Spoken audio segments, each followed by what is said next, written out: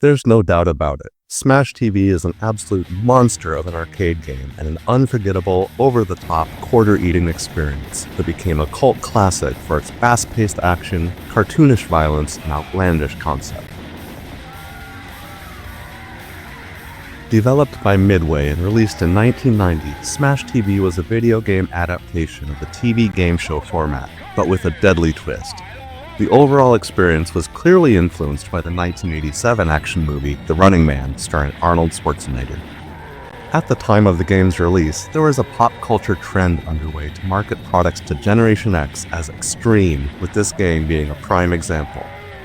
In Smash TV, players found themselves fighting for their lives while being recorded on a satirical TV game show stage, where they fought through hordes of enemies to win prizes while trying to survive a gauntlet of traps and defeat some insane bosses.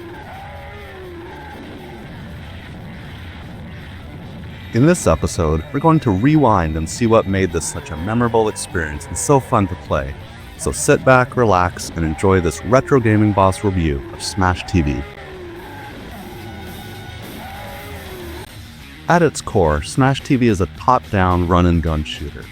Its dual-stick controls were really unique at the time, which allowed for a greater level of precision and fluidity of movement compared to many other arcade shooters. Smash TV's addictive gameplay comes from its simplicity and intensity. The game is incredibly easy to pick up. Just use one joystick to move and the other to auto-fire constantly in any direction, even when facing the opposite direction from your movement on screen. However, mastering the game also requires quick reflexes as players are bombarded with wave after wave of totally psychotic baddies. The main gameplay loop revolves around shooting everything in sight while dodging enemies and maximizing the use of weapon power-ups. As players progress through different arenas, they encounter increasingly challenging enemies, traps, and some mega hardcore brawls with huge bosses that felt almost indestructible. What truly sets Smash TV apart is its relentless and frenetic action. To survive requires constantly moving, adjusting your direction of fire, and the pace never lets up. Decades before gamers would experience Doom Eternal's high speed and almost suffocating pace of action, Smash TV was itself breaking the boundaries of intense action that gamers could endure, but still enjoy.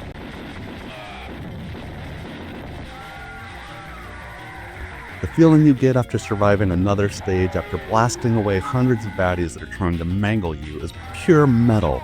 It's like listening to a rock concert at full blast on the 4th of July, while chugging Jolt Cola and throwing down a couple bags of Pop Rocks. Excellent! Let's see a few gameplay clips to capture that feeling. Big money! Big prizes! I love it!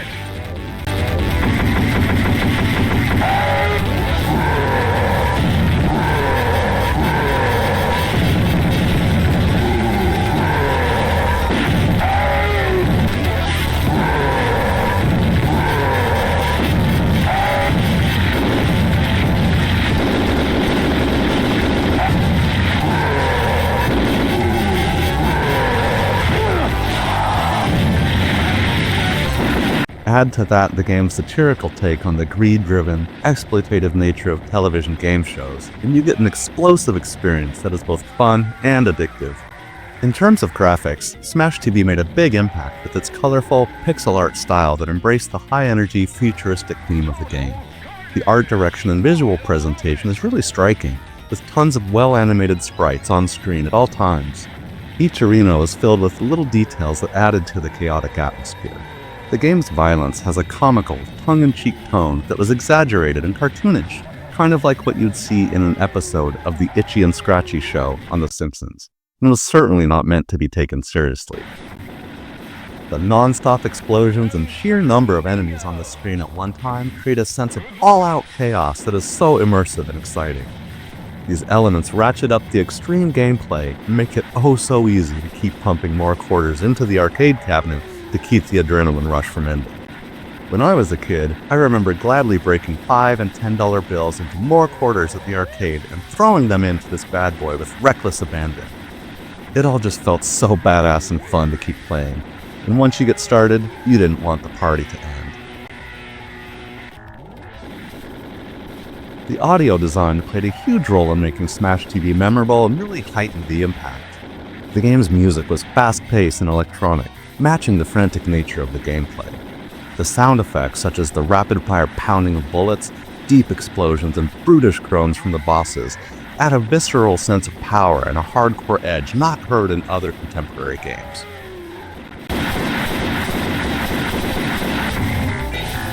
The announcer's voice also taunted players and called out rewards, which further amplified the sense of being trapped in a lethal, high-stakes game and added to the thrill of trying to stay alive. Hearing that cheesy game show host praise your skills as you survived through another stage made Smash TV a truly entertaining and unique experience. Good luck. You'll need it. The game cabinet at my local arcade had its speakers turned up all the way past 10 and was so loud it was almost deafening. When it was running in attract mode while waiting for players to join, the bass of the explosions could be heard while walking across the shopping mall. I remember the first time I encountered this beast after hearing the rattling explosions and groaning boss sound. I thought to myself, what the hell is that? And right then and there, I knew I had to go check it out and give it a go. Let's take a listen so you can better hear what I mean.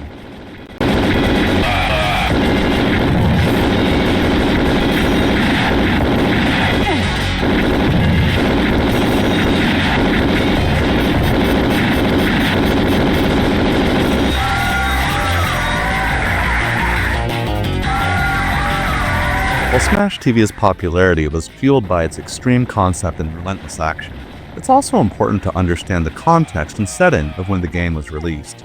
Remember, this came out way back in 1990, so the internet wasn't really a thing yet, and the next generation of video game consoles were still a few years away. So back in the day, without those other options, you just had to play this monster of a game in the arcade. When I think of it now, it's clear to see how unique the overall experience was, and how much better it felt compared to what was available on the 16-bit gaming consoles at that time. The game perfectly balanced a sweet spot of frantic action with absurd violence and dark humor, which made it a real standout in the crowded arcade space. Smash TV also offered cooperative gameplay, allowing two players to team up and tackle the waves of enemies together. The game's cabinet maximized the experience with dual joysticks for each player, making it a great social experience for gamers who loved intense, cooperative play.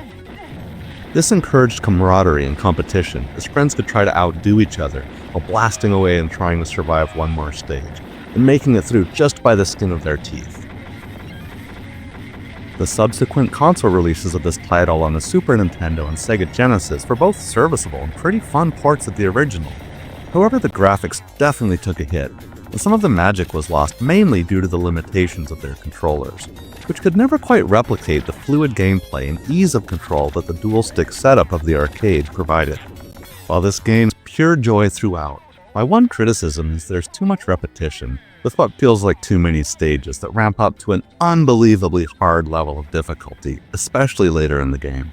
But let's remember, this is an arcade action classic that defines its genre and is unabashedly proud of what it is and doesn't pretend to be anything else. Whether you're a fan of the game or not, its impact and legacy stands on its own and certainly shouldn't be compared to other types of games like the sophisticated immersive sims that are available today. Smash TV remains an arcade classic because of its unique gameplay mechanics, ridiculous humor, and sheer intensity of its action. It combined the thrill of a violent shooter with the campy appeal of a game show, creating an experience that was unlike anything else at the time. Whether you're a fan of retro arcade games or just looking for something different that offers fast and satisfying action, Smash TV is a must-play and will always remain a timeless arcade legend. So if you played this game back in the day, then give me a thumbs up and leave a comment below. I'd love to hear what you think about it. Also be sure to subscribe and support this channel so I can bring you more videos of your favorite retro games. Alright my friends, this is the Retro Gaming Boss signing out. Thanks for watching and I'll see you on the next one.